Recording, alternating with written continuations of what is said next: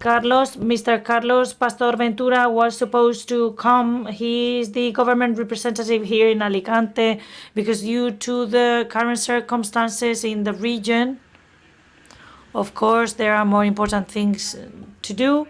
And anyway, here we have with us Mr. Gaspar Peral Bernat. He's a notary public in Alicante and member of the Notary Association. Thank you very much. Sí. Sí. Va. Bueno, muchas gracias a todos. Thank you very much.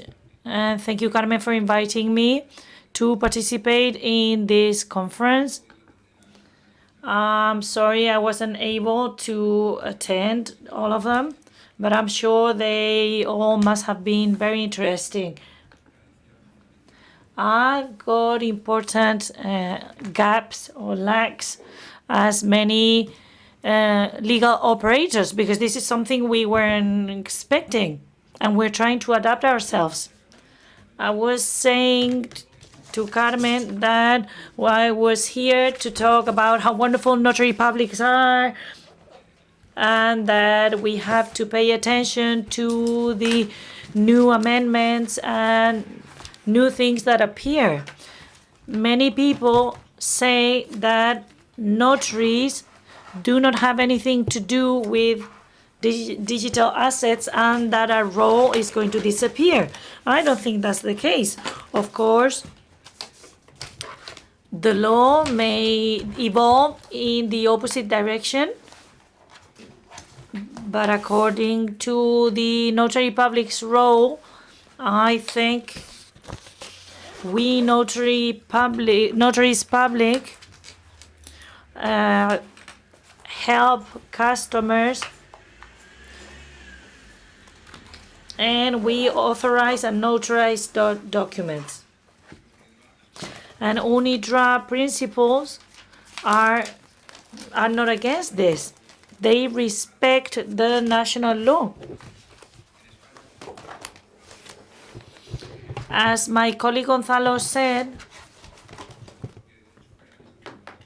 to transmit rights in them, you need a contract and then you have to give the asset. Something that comes from the 19th century.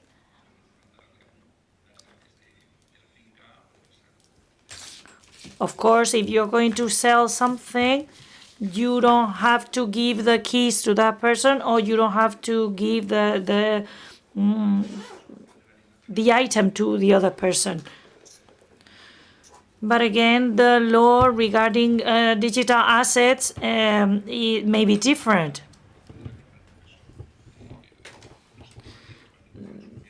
So many different things have been mentioned today because almost everything can be tokenized.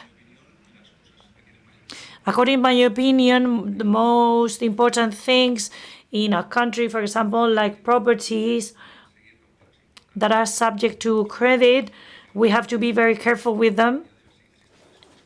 And I think that the current legal certainty system has to be followed.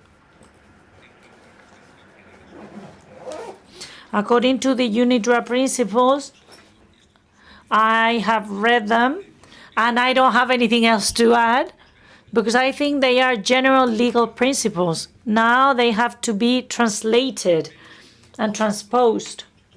But there's something notaries public we have not done well, and that's to explain the digital evolution that we have followed. Because it seems that we are waiting in our offices for people to come to sign their wills, and that's not the case. We have the power to face the future challenges. I'm referring to the electronic signature law from 1999, and now we can sign deeds for public institutions. We developed a law 24 from 2001, where we developed the digital signature and electronic deeds. And that's where the infrastructure started. I'm going to explain how it is organized. We have a technology center that's called Notaries Technology Center. It issues electronic signature certificates, not just for notaries public, but in other areas.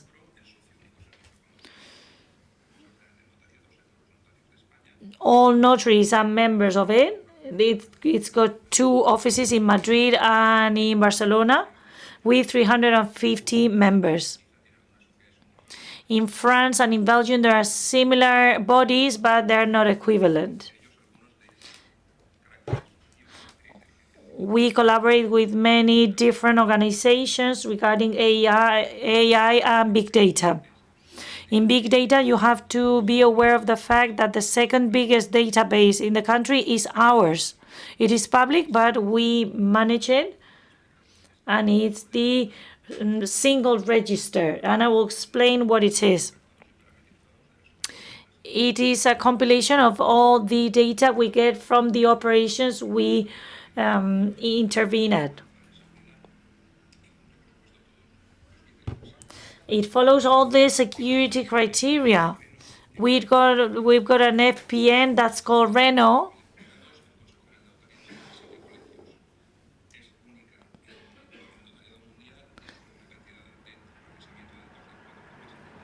And it processes 4.7 petabytes. There are other environments such as Signo. It's an environment that connects notaries, and Signo is what we see when we start the computer and when we close the computer in the evenings. Signo is the single window where we receive all the information demands and where we send the information requests. It is connected to all the judicial bodies and figures. How do we do that? Via different ways. We are talking more than 1 million daily validations. What do we generate with all of this? We generate indexes. And indexes are used to fulfill requirements to see if taxes were paid in the past. And little by little, this has grown, and we have been gathering more and more information. Indexes are extracted, and they're part of the technological center.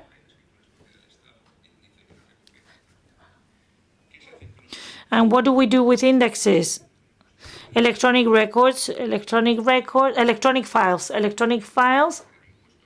that are used to pay taxes, to receive and send information to banks, credit institutions, to sign powers of attorneys, etc. Many different activities that I'm not going to explain. This is the database we have. It helps us regarding money laundering. I don't know if it has been mentioned, but dematerialization of things helps people who are willing to launder money. So we collaborate with anti-money laundering organizations at national and international level. This is what we had until 2023. Less than 1 year ago, the electronic protocol started. From now on, the deeds you sign at the notary's office, it's original, it's not a copy. There are 2 copies, electronic copy and soft copy and hard copy. It can be granted online. People say, why can't I sign this at home? If I can use WhatsApp, in English-speaking countries, it may seem weird, but in Spain, this is something new. Now you don't have to have your client in front of you. You can be signing a document with someone who's located in Luxembourg. It is true that intervention is limited to policies, to bank documents and company documents, but it's a first step towards granting documents without having the person in front of you. It's also possible to issue copies for citizens and companies. Now you can receive a copy of your deed in your smartphone. So, and we collaborate with citizens through Portal Notarial del Ciudadano. The technology center is called Technology Center, and names are simple, as you can see. Data are not stored by third parties, and they are part of our system. The electronic record.